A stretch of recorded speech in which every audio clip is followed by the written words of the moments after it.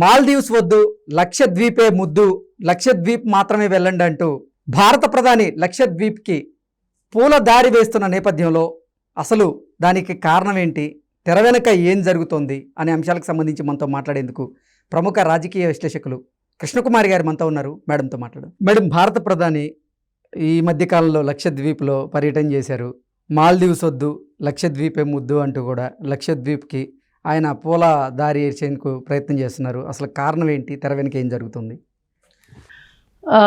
ఇది ఈరోజు మోడీ ఈ విధమైన మాటలు మాట్లాడడం వెనకమాల మోడీ వ్యవహార శైలి ఒక కారణం. ఓకే, ఆయన వ్యవహార శైలి అంతా కాంగ్రెస్ వాళ్ళు కానీ వేరే ఇతర పార్టీల వాళ్ళు కానీ లేదు వాళ్ళ సొంత బీజేపీ పార్టీ వాళ్ళు కానీ వెళ్ళని కార్నర్స్ చూసుకుంటాడు ఆయన. మోడీ తనదైన శైలిలో సమస్యల దగ్గరికి వెళ్తారు. మామూలుగా అయితే సమస్యలు మన దగ్గరికి వస్తాయి, కొంతమంది ఏంటంటే సమస్యల దగ్గరికి వీళ్ళు వెళ్తారు.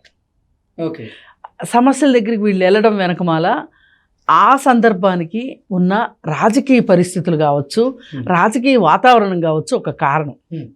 ఈవేళ మోడీకి ఈ దేశంలో నేనేం చేశాను అనే దానికంటే కూడా ఈ ప్రజలకు నేనేం చేశాను, ఎంత చేశాను ఈ 10 ఏళ్లలో అనే దానికంటే కూడా ఒక చిన్న చిన్న దేశాలని చూసుకుని, మళ్ళీ పెద్ద దేశాలు కాదు గుర్తుపెట్టుకోండి, చిన్న చిన్న దేశాలతోటి గిల్లి కజ్జాలు పెట్టుకుని వాళ్ళ మీద ఒక పై చేయి సాధించి నేను అంతర్జాతీయంగా నేను ఎంత సూపర్ పవరో చూడండి, నేను చాలా సూపర్ పవర్. నేను సూపర్ పవర్ అంటే నేను సూపర్ పవర్ అని కాదు, మన దేశమే సూపర్ పవర్. ఈ దేశాన్ని సూపర్ పవర్ని చేయటానికే నేను ప్రధానమంత్రిని అయ్యాను, అందుకే నన్ను మీరు ప్రధానమంత్రిగా ఎన్నుకున్నారు. చేతగాని కాంగ్రెస్ని వదిలేసేసి నా జోలికి వచ్చారు, మీరు నన్ను ఎన్నుకున్నారు అంటేనే నా దగ్గర సత్తా ఉంది అని మీకు అర్థమైంది. మీ ఆశలకు అనుగుణంగానే నేను పనిచేస్తాను.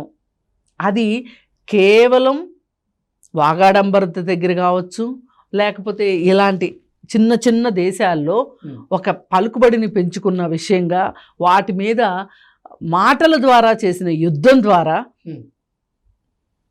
నేను భారతదేశాన్ని ఎక్కడికి తీసుకెళ్తున్నానో చూడండి అని చెప్పి చెప్పదలుచుకున్నాడు ఆయన. దానిలో భాగమే ఈ మాల్దీవ్స్ లక్షద్వీప్ గొడవ. ఏదో ఒక సందర్భంలో మాల్దీవ్స్ దేశంలో వాళ్ళు ఒక 3 మంత్రులు అనుచిత వ్యాఖ్యలు చేశారు మన మీద. చేసింది వాస్తవం. వాళ్ళు ఎందుకు చేశారు అంటే ఎక్కువ మంది పర్యాటకులు మన ఇండియా నుంచి వాళ్ళ దగ్గరికి వెళ్తారు. వాళ్ళకి చాలా విదేశీ మారక ద్రవ్యం వస్తూ ఉంటుంది దానివల్ల, టూరిజం ద్వారా.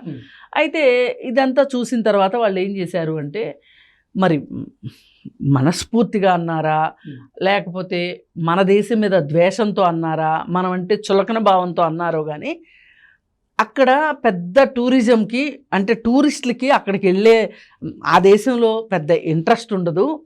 ఎందుకంటే ఆ దేశంలో వాళ్ళకి ఆ దేశంలో పరిస్థితులు నచ్చవు, ప్రదేశాలు నచ్చవు, అందుకే మన దగ్గరికి వస్తారు అని చెప్పి వాళ్ళు నోరు జారటం జరిగింది. మరి ఇక మోడీ గారికి ఒక మంచి ఆహారం దొరికినట్లు అయిపోయింది.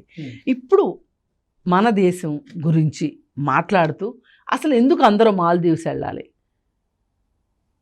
మనకు లక్షద్వీప్స్ లేవా, అండమాన్ లేదా, మనకి పర్యాటక ప్రదేశాలు లేవా ఏంటి అని చెప్పి మాట్లాడడం మొదలెట్టి స్వయంగా ఈయన వెళ్ళి అక్కడ చాలా అంటే ఒక పర్యాటకుడు ఏమేం చేస్తాడో ఆ పర్యాటక ప్రదేశాలన్నీ ఆ ఏరియాలో తిరిగి జంపులు చేసి కుర్చీలో కూర్చొని సేద తీరి నీళ్ళల్లోకి వెళ్ళి నడిచి అన్ని రకాలు చేశారు.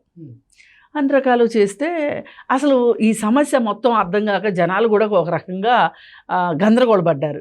ఏంటి, ఎందుకు ఈయన ఇంత చేస్తున్నాడు, అసలు ఎందుకు లక్షద్వీప్కి వెళ్ళాడు, ఇప్పుడు సడన్గా ఈయనకి లక్షద్వీప్స్ ఎందుకు గుర్తొచ్చినాయి, మరి దాన్ని డెవలప్ చేయాలి అంటే గనక 10 సంవత్సరాల కాలం ఎందుకు పట్టింది? ఏమైనా మన గొప్పతనం కావచ్చు, మన దేశం గొప్పతనాన్ని కావచ్చు ప్రజలకు గుర్తు చేయడము, వాళ్ళ దేహాలు రోమాంచితం చేయడము అనేది అవసరమైన విషయమే, కాదని ఎవరు అనట్లా. కానీ మరి ఇదే మోడీ గారు ఇప్పుడు చేసిన పనికి వేరతాడేద్దాం, ఏమీ అభ్యంతరం లేదు, మంచి పని చేశారు. లక్షద్వీప్ అనేది ఒకటి ఉంది, ఎందుకు మీరు ఫారిన్ కరెన్సీ అంతా విదేశీ మారక ద్రవ్యం అంతా వృధా చేస్తారు, మన దేశంలోనే మీరు టూరిస్టులుగా ఉండండి, అది ఇది అని చెప్పటం బాగుంది. కానీ ఈ దేశ ప్రజల కోసం మీరు ఎంతవరకు ఈ దేశంలో ఆకలి కేకల్ని ఆపటానికి కానీ, లేకపోతే అసలు ఈ దేశంలో యువత ఏమైపోతుంది అని కానీ, ఈ యువతకి ఉపాధి కల్పించాలని కానీ, విద్యను ఇవ్వాలని కానీ, ఆరోగ్యాన్ని ఇవ్వాలని కానీ అసలు మీరు ఎందుకు తపన పడట్లేదు?